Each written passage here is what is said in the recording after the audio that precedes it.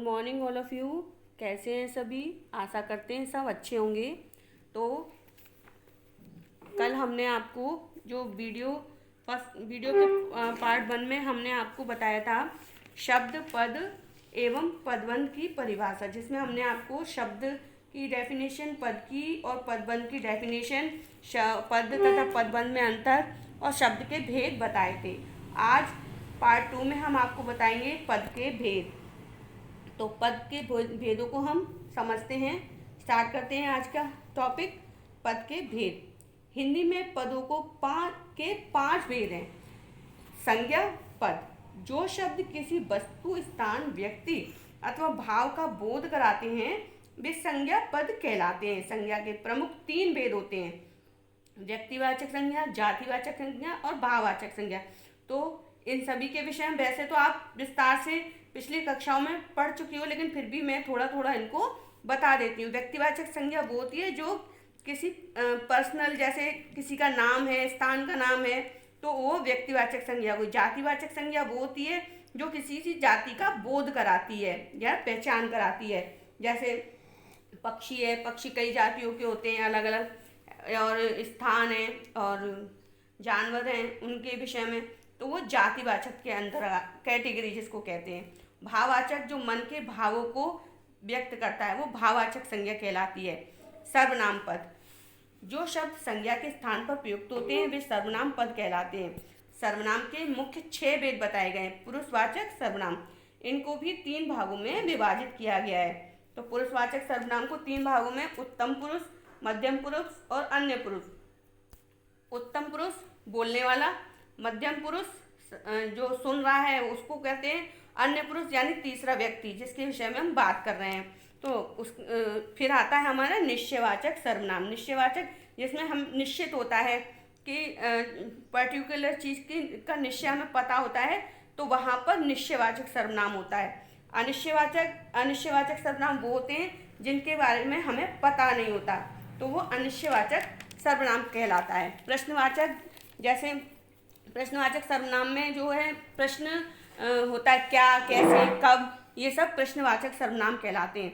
संबंधवाचक जो संबंध को बताते हैं तो उसको संबंधवाचक कहते हैं। जैसे राम का भाई श्याम, तो यहाँ पर संबंधवाचक सर्वनाम है। निजवाचक यानी स्वयं के लिए, इसमें स्वयं यानी अपने आप और स्वयं शब्द जो प्रयोग किए जाते हैं उस निजवाचक सर्वनाम कहलाते हैं।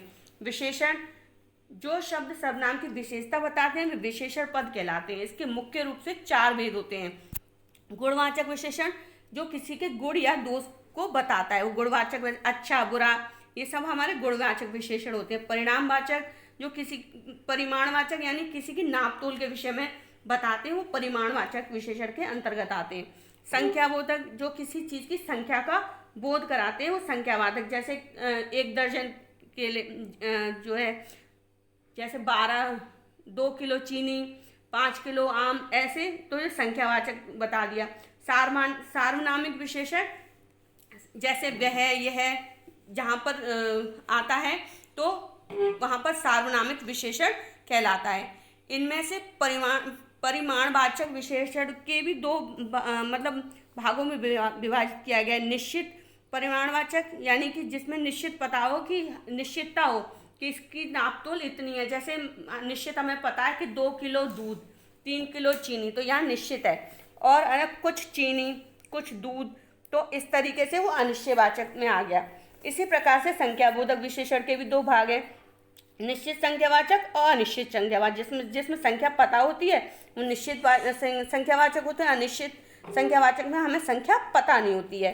तो उसके बाद आता है सार्वनामिक विशेषण, को भी हम 4 भागों में विभाजित किया गया है। जैसे निश्चयवाचक या सांकेतिक, यानी निश्चयवाचक जैसे हमें पता है, जिसके बारे में निश्चित है, तो वो जैसे हमें पता है यह घर श्याम का है, तो यहाँ पर संकेत भी हुआ है और निश्चय भी पता है। अनिश्चयवाचक में पता नहीं होता, जैसे कि यह घर किसका है नहीं पता है, तो यहाँ पर अनिश्चयवाचक विशेषण हो गया। प्रश्नवाचक में तो सार्वनामिक, कोई बाहर खड़ा है, तो यहाँ पर कोई जो है प्रश्नवाचक में आ गया।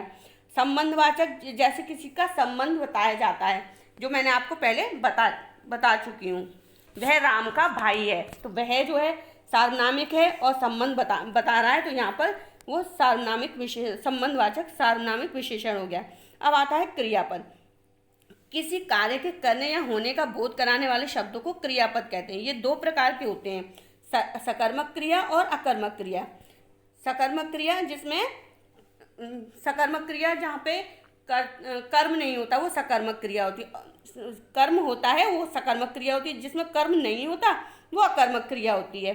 जैसे सकर्मक क्रिया में राम मैदान में दौड़ता है, तो यहाँ पर ये सकर्मक क्रिया है क्योंकि वहाँ पे कर्म भी है। अकर्मक क्रिया यानी इसमें कर्म नहीं है, जैसे राम दौड़ता है, तो राम दौड़ता है में कर्म नहीं है, इसलिए यहाँ पर जो है अकर्मक क्रिया हो गई। उसको भी दो भागों में विभाजित किया गया, द्विकर्मक क्रिया, प्रेरणार्थक क्रिया। द्विकर्मक में दो कर्म होते हैं। राम ने पुस्तक पढ़ी, तो यहाँ पर जो है दो द्विकर्मक क्रिया हो गई। प्रेरणार्थक क्रिया में कार्य स्वयं न करके दूसरों को प्रेरणा देते हैं, तो उसमें जो है द्विकर्मक उसमें प्रेरणार्थक क्रिया हो। जैसे कि राम ने श्याम से कहा तुम घर जाओ, तो यहाँ पर प्रेरणार्थक क्रिया हो गई। अब आता है हमारा अव्यय। संज्ञा, सर्वनाम, विशेषण और क्रियापद विकारी होते हैं। उनमें काल, पुरुष, लिंग, वचन, कारक आदि के कारण परिवर्तन हो जाता है, यानी ये इन सब में इनमें विकार हो जाता है। लेकिन अब कुछ अव्यय ऐसे होते हैं जिनमें विकार नहीं होता। इनके अनुसार काल, पुरुष, लिंग और वचन के कारण जो कोई विकार नहीं होता यानी परिवर्तन नहीं होता, वो हमारे अव्यय के अंतर्गत आते हैं। और अव्यय के जो पार्ट हैं वो मैं आपको अगली वीडियो यानी पार्ट 3 में समझाऊंगी। आज हमारी वीडियो यहीं समाप्त होती है।